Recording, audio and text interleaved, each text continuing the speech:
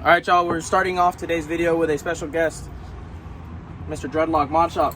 What's up, guys? This is ValeeMeetz here. I got my 2JZ that I drove into the shop, ripped out, and still here it sits 4 years later.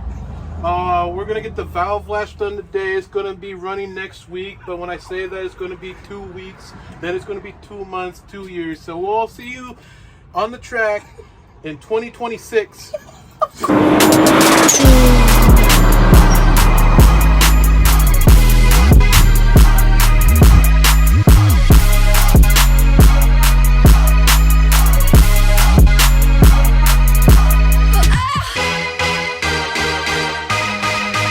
He's here to fix all the problems that I made in on my 2JZ 3 years ago. As you can see, the 2JZ is sitting right behind us. So I just want to give a huge and quick shout out to Dre. He's a buddy of mine that I met at Deanza Auto Tech. What we're getting done today is the valve lash. We're gonna get that all dialed in today, or at least, you know, figure out which shims we still need to go ahead and order. And then once that's done, everything else is basically set and ready to go. Dre came over a couple days ago, and we got all the timing done on the 2JZ, so everything is within spec. There's still some other little things that we have to go and check, but today's project is just see what we can do in terms of the valve lash, and then we will go from there. So to just kind of give you guys a gist of where we're at, this is a sheet that I kind of wrote up last year in terms of the intake and exhaust side. This is going to, oh sorry, the opposite, intake exhaust, but this was the valve stem installed height, and so we pulled this up to try to see if there was any correlation in terms of where the valve clearance was that we did a couple days ago. So far it doesn't really give us any answers, so what we're gonna have to do is we're gonna take out the shims, use a micrometer to measure them, and see if there's a few of them that we can switch around and, you know, make work.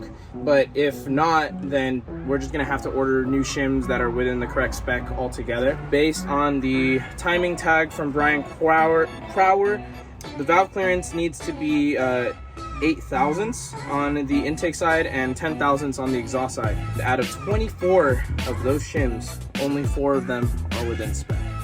Don't know if that's just because you know, of the work that obviously was done on the head. What is it?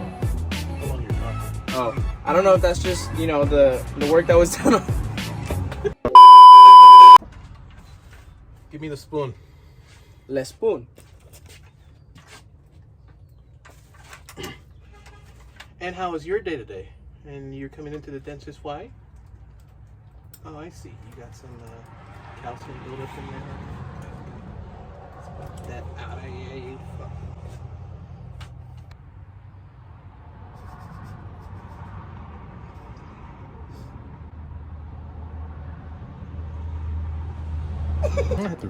I really have to work on my language around here.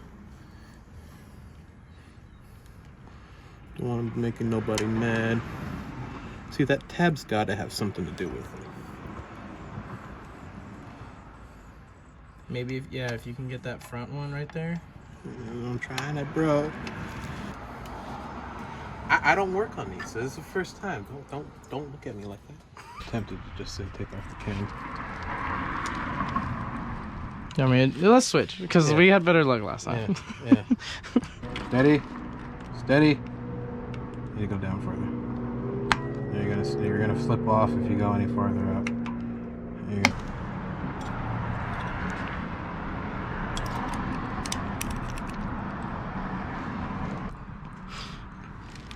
Bing, bang, boom, pow. And that's what it's gonna do.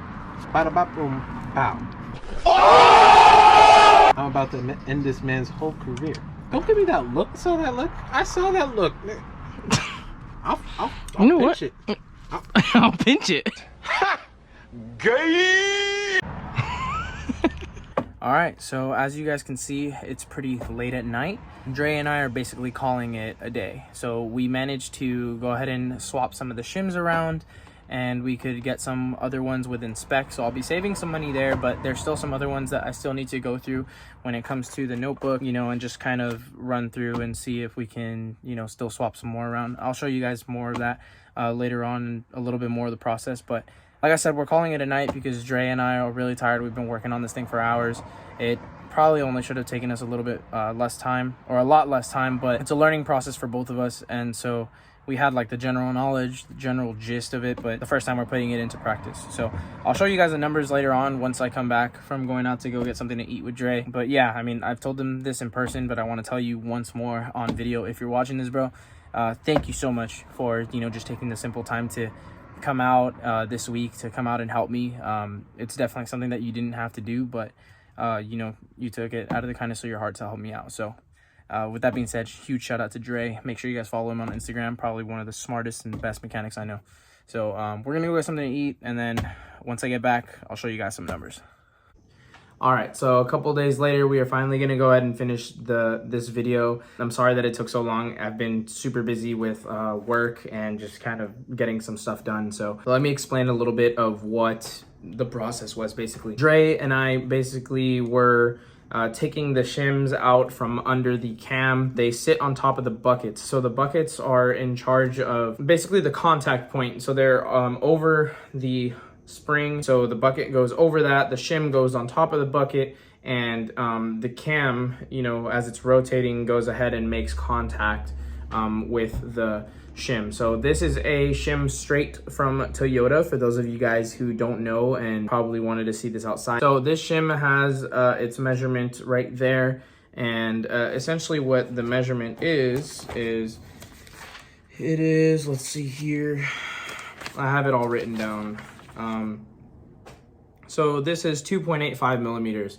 And so I ordered 4 of these, 5 of 2.75 millimeters and 2.7 millimeters as well. I ordered 5 of those because we still had those out of spec. And so in order for me to get the spec that I needed on the timing tag for the cam, you can see here that I need 8 thousandths valve clearance on the intake side and 10 thousandths valve clearance on the exhaust side. So these are gonna go ahead and make that valve clearance finally 100%, and the 2JZ is gonna be all dialed in after that. You can see that I've done a bunch of measurements, and after just kind of, you know, checking what, you know, the shim measurements were on the exhaust side and the intake side, we were able to kind of actually take some from, you know, the intake and put them onto the exhaust, and the exhaust put them onto the intake because made them within spec. So the shims were of the appropriate measurement. At the end of the day, what we came to find out was that I was actually the one who made the mistake of just doing, you know, the improper measurements. I had no experience when I first started building this engine, and so it's definitely you know, just been a very, very long process. As many of you guys know, or maybe you don't know, I took the engine out of the Supra about almost 3 years ago. And so it's been almost about 3 years since the engine has been running, and there's been tons of you guys who have anticipated the day where this thing finally runs. Well, hopefully it is gonna be soon. Like I said, the engine is pretty much almost all dialed in after these shims are installed. It's just gonna be all the little stuff with the engine, like getting, you know, the alternator, the timing belt tensioner, all that's already on, but I need like the harmonic balancer, the thermostat, little things here and there still need to go ahead and get modified and changed out before I can put it into the actual car. And the car itself also needs quite a bit of work. So there's some stuff that I need to do in terms of wiring. There's some fueling system hoses that I have to go ahead and do, ABS lines that I have to go ahead and disconnect. There's just a bunch of work that still needs to get done on the Supra itself before I even drop the engine and the transmission back into the car. So that is definitely going to be something that you guys can anticipate up in the upcoming videos. I am actually already looking into the fueling system for the car. I still haven't decided if I'm going to stick with the single fuel pump, or if I, you know, just want to go ahead and kind of pull the trigger on a fuel pump hanger. I'm not too sure what brand I'm going to go with just yet, but you know, it gives me the option to go ahead and run, you know, a dual pump setup essentially, so I can make more power. But right now I'm kind of leaning more towards just leaving the one, just because I really just want to get the car running, and it's always something that I can do later on since the fuel pump is located in the rear or in the trunk of the car, and it's pretty easily accessible. I think honestly I could probably get out the pump in like less than 5 minutes. You know, with that being said, the shims are here. I ordered all the ones from Toyota, so we have all of them. You know, it's just a matter of actually taking the time to go ahead and put them inside the actual car. But nonetheless, we are, you know, one step closer. So I hope you guys enjoyed this video. If you guys have any questions, please feel free to go ahead and drop some comments down below. If there's certain things that you guys want to see, for those of you guys who own Supras, or maybe those of you guys who don't, if there's certain things that you guys, need advice or, just want to see, be done, go ahead and drop a comment down below and let me know. And, I'll go ahead and just kind of check it out and see what we can plan out from there. With that being said, I'm going to go ahead and end this video here. Remember to stay up, stay tuned, and peace out, guys. We'll see you in the next video.